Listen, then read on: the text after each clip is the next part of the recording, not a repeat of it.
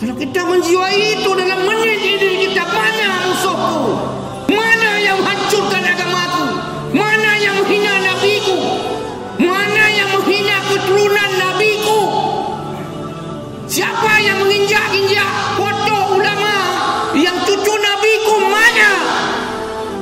Sungguhnya Allah, sungguh-sungguh Allah, inna itu sungguh-sungguh Allah Subhanahu wa taala yuhibbu, suka, mencintai, mendambakan, menginginkan, merindukan, kangen negara NKRI dijamin dan diridhai oleh Allah aman selamanya, tidak diambil alih oleh pengkhianat-pengkhianat bangsa. Palih umong hana adeng, palih urung hana agama, palih tengku geboh ayat, palih rakyat pejiuh ulama, palih pukat hana pawang, palih muprang hana panglima, palih kaya hana hemat, palih pejabat ditipe-tipe bangsa.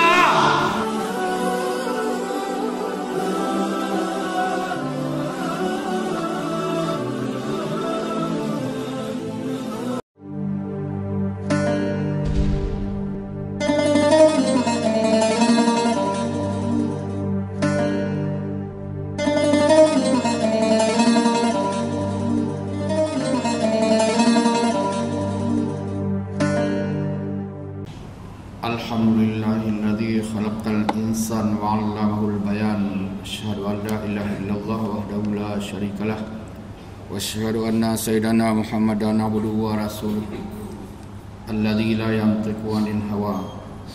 Allahumma shalli 'ala Muhammad wa 'ala alihi wa ashabihi ajma'in. Amma ba'du, fa ya ibadallah, usikum wa iyaya bittaqwallah faqad fazal muttaqun. A'udzu billahi minasyaitonir rajim. Al-haqqu mir rabbika fala takunanna minal mumtarin. Shadaqallahul azim. Kaum muslimin jamaah Jumat yang dirahmati Allah, ayat yang baru dibacakan oleh khatib adalah Al-Baqarah 147, yang mana Allah mempermaklumkan kepada kita semua al-haqqu mir rabbika lewat Nabi Muhammad sallallahu alaihi wasallam. Al-haqqu mir rabbika, kebenaran itu mutlak dari Tuhanmu. Fala takunanna minal mumtarin.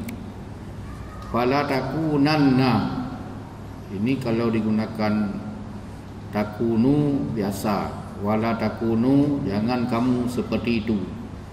Tapi wala fala takunanna, ini kalau ini sudah taukid, jangan sekali-kali kamu, kira-kira begitu. Jangan sekali-kali kamu minal mumtarin, kamu ragu-ragu.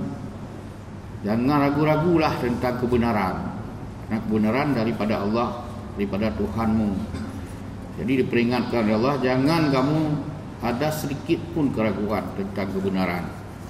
Dan tentunya kebenaran pertama berdasarkan Al-Quran, berdasarkan hadis dan sebagainya. Kaum muslimin yang berbahagia, ayat berikutnya kami sampaikan, wala tahinu wala tahzanu wa antumul a'launa in kuntum mu'minin. Ali Imran 139. Wala tahinu, jangan kamu merasa hina, sama dengan bahasa kita juga hina. Wala tahzanu, kata Allah, jangan kamu merasa sedih. Mungkin begini, kira-kira saja, kita di sini mayoritas di negeri ini, umat Islam secara demokratis. Kalau ini benar negeri ini negeri demokrasi, bukan autokrasi, bukan oligarki. Oligarki itu sudah populer hari-hari ini, sudah berani disampaikan oleh pejabat-pejabat dan mengklaim negeri ini oligarki. Begitu sudah tidak malu-malu lagi untuk hari ini. Yang mana umat Islam malu-maluin, malu-malu kucing. Kita ramai, mereka itu segelintir orang. Kalau dihabiskan oleh umat Islam dalam satu hari, sadaqallahu azim, tamat riwayat mereka. Tapi umat Islam begini, maka turun ayat ini. Dan ayat ini hampir jarang-jarang dibaca lagi. Wala tahinu, kata Allah, jangan kamu merasa hina di negerimu sendiri. Kamu yang memerdekakan umat Islam negeri ini. Negeri ini umat Islam yang merdekakan. Kamu mayoritas, pegang saja demokrasi. Kalau demokrasi, rakyat berkuasa, rakyat yang ramai itu yang menentukan, bukan kita yang banyak ditentukan oleh mereka yang segelintir. Begitu, maka ayat ini kira-kira tepat untuk kondisi ini. Umat Islam diam, sengap, kemakut, takut. Inilah hadis Nabi pun sudah sampai ini. Kata Nabi, umatku satu ketika ramai tapi tidak berdaya. Dan saat itu musuh-musuhnya yang sekecil-kecil pun, yang remeh-remeh pun, yang seperti angin terbang saja diberi keberanian. Umat Islam, kata Nabi, mereka ramai tapi ditimpa penyakit Wuhan, penyakit negeri Wuhan. Wahnu itu Wuhan bahasa Cinanya. Al-Wahnu ini lebih parah dari segenap penyakit, kata Nabi. Dengan pandemi ini, pandemi 19, pandemi 20, 21, dan kalau ada nanti 2000 tahun lagi ada pandemi lagi, ini lebih parah kalau ini menimpa umatku. Apa itu al-wahnu? Apa arti wahnu? Hubbud dunya. Dia cinta dunia, bolehlah. Wa karahiyatul maut, boleh cintanya, tapi jangan takut mati. Diam saja kita mati. Bersembunyi pun mati. Cari aman pun mati juga. Kalau ada jaminan kita tidak mati, okey, tak perlu takut. Ini wala tahinu, jangan kamu merasa hina. Wala tahzanu, kamu di kampung sendiri, di negeri sendiri. Nenek moyangmu yang memerdekakan negeri ini, jangan kamu takut. Dan dimanapun tidak boleh takut sebenarnya. Wa antumul a'launa, kamu hebat. A'la, tinggi, di atas. Al-Islamu ya'lu, Islam itu tinggi, kata Nabi. Ya'lu itu a'la, alim. Al-Islamu ya'lu wala yu'la alaih, kata Nabi. Islam tinggi, tidak ada yang melebihinya, tidak ada yang melampauinya, kata Nabi. Kenapa kamu takut? Wa antumul a'launa, kata Allah. Ini Allah menambah lagi, wa antumul a'launa. Kamu hebat, kamu ditakuti. Kalau seperti kemarin-kemarin disambutnya ulama yang dianggap sampah, ulama tidak ada apa-apanya. Kemarin ada yang ngomong lagi, itu ulama tukang jual obat, ngapa-ngapain orang ramai-ramai ke bandara. Kemudian juga kemarin lagi, itu kan relawan, itu sukarelawan, dibayar mahal pun dengan nasi bungkus dan sebagainya. Itu tidak mau orang seperti itu berkilo-kilometer jalan kaki, bersusah-susah, musim pandemi lagi. Wa antumul a'launa, ini baru sekecil-kecilnya yang nampak. Yang nampak ke permukaan itu puncak-puncak bukit saja. Yang lainnya masih tidur. Harimau masih tidur, singa buas masih tidur. Apa Cina berani-beranian mengganggu Indonesia? Apa Amerika dan sekutu berani-beranian ganggu Indonesia? Sebagai pengutang terdahsyat, coba sekali. Kenapa kalau ayat-ayat ini masih melekat dalam Al-Quran, Quran masih dibaca, khatib membawa ayat-ayat seperti ini? Inilah sebenarnya semangat. Wala tahinu wala tahzanu wa antumul a'launa in kuntum mu'minin. Jika kamu masih mau sebagai dikatakan orang mukmin, berlabel mukmin. Inilah yang hari-hari kemarin kita dibuat label ini, label itu, label ekstrim, label teroris, label anti NKRI, label anti Pancasila, label adalah radikal. Itu pikiran-pikiran komunis. Yang tuduh umat Islam itu anak-anak PKI. Mereka itu mencoba-coba begitu. Apa ada yang menanggapinya? Itulah ide-ide, isu-isu yang diangkat oleh mereka. Membuat stigma. Lihat nanti di Google apa stigma. Stigma memberi label buruk, label negatif kepada agama Islam. Itu stigmatisasi. Jadi kemudian ada disebut akhir-akhir ini dengan nama identitas. Disebut halus lagi, politik identitas.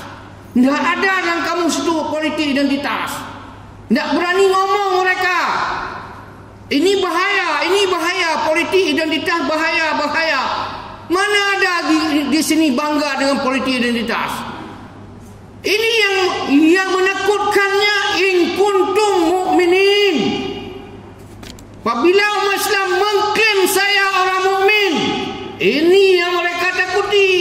Ini yang dituduh kita itu adalah politik identitas. Identitas kita jelas dalam salat kita sebut. Apa kita sebut? Qul. Katakan hai Muhammad, inna salati wa nusuki wa mahyaya wa mamati. Katakan hai Muhammad, salatmu itu, ibadat, seluruh ibadatmu itu, kemudian juga wa mahyaya, hidupmu dan matimu lillahi rabbil alamin. Itu sudah menjadi doa iftitah, itu ayat Quran. Ayat berikutnya, la syarika lahu, tidak ada main-main dengan keimanan kami, tidak ada kami terima. Ini maknanya la syarika lahu. Wa bidzalika umirtu, untuk itu kami diperintahkan. Wa bidzalika umirtu wa ana awwalul muslimin, itu ayat. Saya bangga dengan identitas, politik identitas, apapun tuduhan. Itu yang kita ucap selalu dalam salat. Kalau kita menjiwai itu dalam menit ini, kita mana musuhku? Mana yang hancurkan agamaku? Mana yang menghina nabiku? Mana yang menghina keturunan nabiku? Siapa yang menginjak-injak foto ulama yang cucu nabiku, mana? Begitu kita. Ini in kuntum mu'minin. Kaum muslimin yang berbahagia, ayat berikutnya Allah mengatakan, surat As-Saff ayat 7, ayat As-Saff ayat 4, innallaha yuhibbul ladzina yuqatilu fi sabilihi saffa. Sungguhnya Allah, sungguh-sungguh Allah, inna itu sungguh-sungguh. Allah Subhanahu wa taala yuhibbu, suka, mencintai, mendambakan, menginginkan, merindukan, kangen alladzina yuqatiluna, orang-orang yang mau berperang fi sabilihi, pada jalannya itu safa, berbaris-baris. Safa itu baris, saf salat. Ya seperti kita berbaris-baris, satu baris, dua baris, semua baris, bergelombang-gelombang, satu tempur, jatuh, bangun lain lagi, jatuh lagi, habis lagi, syahid lagi, bangun lain, ditangkap satu, bangun 1000, dihukum satu, bangun 2000, ditembak satu, mati satu, bangun semua. Begitu. Inilah ayat Quran. Innallaha yuhibbul ladzina yuqatiluna fi sabilihi saffa ka'annahum bunyanun marsus. Allah membuat ilustrasi. Selalunya ada hadis juga menjelaskan umat Islam seperti sebuah bangunan yashuddu ba'dhuha ba'dha, yang saling mengokohkan, mendukung. Ini juga keanum bunyanum marsus, kata Allah, seperti gedung yang kokoh. Datang tsunami, datang badai, datang banjir bandang, semuanya tidak apa-apa. Ya, seperti ini yang diharapkan kaum muslimin yang berbahagia. Kenapa ini ayat-ayat kita bacakan? Ada kaitan. Kita bangga dengan para ulama, bangga dengan para syuhada. Para syuhada sudah menyerahkan segalanya, pikirannya, ilmunya, keluarganya, tenaganya, nyawanya, dipersembahkan kepada bumi ini, kepada negeri ini, kepada agama ini, supaya agama diwariskan kepada generasi demi generasi. Negara diwariskan, negaranya aman damai dari generasi ke generasi ke anak cucunya. Bayangkan kalau PKI berhasil mengkhianati tahun 65, mengkhianati negara ini, merampok negara ini, mengkudeta negara ini, apa jadinya kita sekarang? Seperti di negeri Cina, seperti di sejumlah negara yang sudah diambil alih oleh Cina. Azan saja tidak bisa. Oh, kami ramai, tidak ada urusan. Untuk sekarang tidak ada alasan itu. Yang ramai bisa dihabiskan, yang ramai bisa dikecilkan. Jadi itu yang sudah dilakukan. Bayangkan dulu dikudeta oleh PKI, kalau itu berhasil, tidak sigap umat Islam bangkit. Itu kaum muslimin yang berbahagia, kembali kepada pahlawan nenek moyang kita, bangga kita. Tapi baru-baru ini, 2 hari lalu, kita merasakan gelar pahlawan itu diberikan orang-orang yang aneh-aneh. Bukti aneh yang diberikan saja sejumlahnya tidak mau ambil. Mungkin mereka menganggap saya tidak pantas, tidak pantas menerima hadiah di hari pahlawan, tidak pantas dibandingkan dengan nenek kita dulu, nenek moyang kita, pejuang-pejuang dulu, yang mereka mengorbankan nyawanya yang paling berharga itu. Tidak diberi apa-apa. Cucu-cucu para syuhada juga tidak mendapat perhatian. Itu hari-hari ini pertama tidak diterima, kemudian lagi digugat. Lagi digugat karena beberapa orang itu dianggap ada kaitan dengan keputusan-keputusan yang akan diambil ke depannya. Itu baca per hari ini.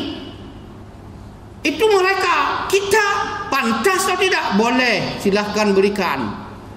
Kalau tapi itu tidak merendahkan nilai para syuhada, pejuang yang merendahkan nyawanya dan segalanya berdasarkan ayat dan ayat yang kami bacakan dari berdasarkan hadis Nabi. Sudah bekerja mereka. Ini malah di saat-saat negara diporak-porandakan oleh pihak-pihak, mau dikoruptorkan negara ini, dipelihara koruptor-koruptornya. Beberapa lembaga negara, beberapa lembaga negara terlibat melindungi koruptor. Sampai-sampai ada gedung harus dibakar supaya terbakar itu dokumen-dokumennya. Diam semua, mana pahlawan? Para koruptor sudah mengobrak-abrik BUMN. Mana pahlawan? Negeri ini diobrak-abrik dari segala sisinya. Mana pahlawan?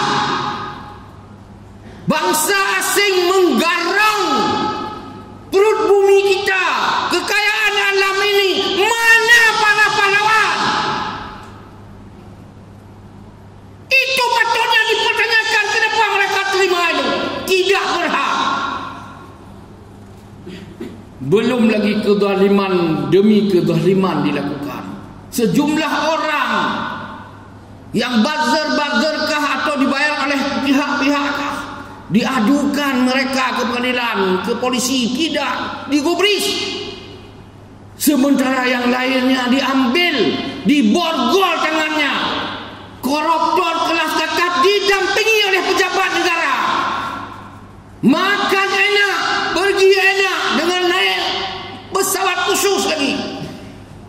Inilah kezaliman namanya, inilah ketidakadilan namanya, inilah lawan dari al-haqqu, dari kebenaran. Kaum muslimin yang berbahagia, Allah mengatakan wala taqulu, jangan kamu katakan liman yuqtal, siapa yang terbunuh fi sabilillah amwata.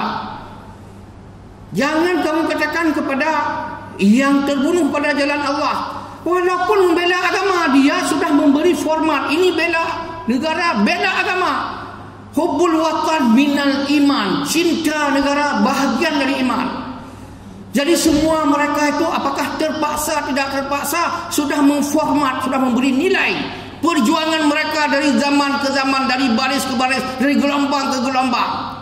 Hanya karena Allah, hanya Allah yang memberi nilai pahala dan sebagainya, karena yang lain tidak bisa memberikan. Oleh karena itu kaum muslimin, jangan kamu katakan kepada mereka mati. Maka wajar setiap tahunnya, setiap saatnya diperingati mereka di taman-taman pahlawan dan tempat-tempat lain, untuk diberi semangat kepada kita-kita yang masih hidup ini, yang masih meneruskan cita-cita mereka, supaya negeri ini, Indonesia ini tetap jaya makmur sesuai dengan Undang-Undang Dasar 45, sesuai dengan tujuan kemerdekaan itu sendiri.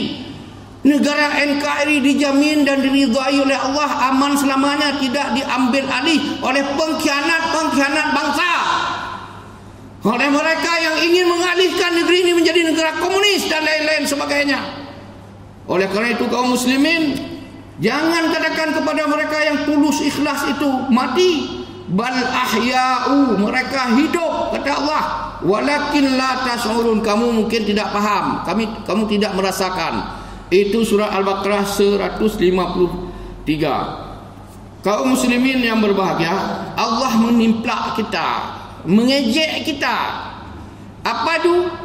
Am hasibtum, apakah kamu sudah hitung, kamu sudah buat kesimpulan, kamu sudah kalkulasi antadkhulul jannah, dengan ibadat kamu, dengan hajimu, dengan sedekahmu, dengan zikirmu, dengan talakmu yang sudah hitam sujud terus menerus, kamu masuk surga? Kira-kira begitu bahasanya. Kalau kita lihat itu malu sekali kita. Am hasibtum an tadkhulul jannah, dengan apa kamu sumbang masjid kah, buat ini kah, buat itu kah, yang bagus-bagus semua standarnya itu, kamu sudah masuk surga, kata Allah. Walamma ya'lamillahu alladzina, Allah lama, belum, kamu belum apa-apa, kata Allah. Allah belum tahu pun ya'lamillahu alladzina jahadu minkum. Saya, kata Allah, belum melihat kamu itu mendaftarkan diri, berniat untuk berjuang di jalan Allah, untuk membela agama Allah, terdaftar sebagai penjihad. Itu kamu kok diam semua? Kamu cari enak saja kan? Kamu tahu-tahu aman saja kan? Mendengar orang ceramah saja yang keras-keras sikit kau takut kan? Kau ngejek kan? Kau tuduh dia tidak akan ada yang suka ke dia kan? Dengar saja takut. Itu bagaimana kamu bisa masuk surga, kata Allah. Ini ayat Al-Quran. Allah mengatakan am hasibtum, apakah kamu menduga, sudah menghitung-hitung antadkhulul jannah, kamu masuk surga seenak itu? Walamma ya'lamillahu alladzina jahadu minkum, kamu belum apa-apanya. Kalau kamu belum mendaftar jiwamu, ragamu, walaupun belum siap bertempur, belum saatnya, kamu mau enggak dulu? Ada enggak dalam pikiran kamu? Ada enggak cita-cita kamu berjihad di jalan Allah? Kalau ada, baru nanti tahap kedua, didaftar dululah. Daftar tunggu, gilirannya tunggu saja nanti. Kaum muslimin yang berbahagia, kita mau sampaikan tadi, antara para pejuang dengan pengkhianat itu dekat-dekat sekali. Jangan-jangan nanti salah-salah kita kepada pengkhianat, kita tuduh mereka sebagai pahlawan. Jadi oleh karena itu kaum muslimin yang berbahagia, yang paling mudah melakukan pengkhianat itu adalah yang sudah berjanji-janji itu. Yang sudah, kata Nabi, apabila dia berjanji dia ingkar, satu pengkhianat. Apabila dia Wa idza tumina, diberi kepercayaan, dia khana, berkhianat. Ini jenisnya lagi. Dan seterusnya. Dan ini biasanya kita tanda yang sudah angkat sumpah. Apapun sumpah Quran di atas kepala, itu tidak bisa lari. Kalau dia tidak menepati janji, tunjuk aja. Ini pengkhianat. Dia sendiri boleh klaim, saya pengkhianat, harus bangga dia. Ngomong depan publik, saya pengkhianat.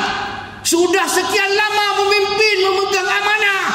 Saya tidak menunjukkan janji-janji saya, tidak mengevaluasi apa yang sudah lakukan, tidak buat kesejahteraan, tidak menepati janji-janji. Ngomong saja, ini saya pengkhianat. Pilihlah. Harus seperti itu, kita berani berjanji, berani menunjukkan batang hidung kalau kita tidak ada kemampuan. Saya memang dasarnya tidak mampu. Saya memang dasarnya dari sono saya berkhianat pada bangsa saya. Memimpin di tempat kecil mengkhianat, yang besar mengkhianat, yang besar lagi lebih bahaya lagi. Kami memang doyan bohong-bohong.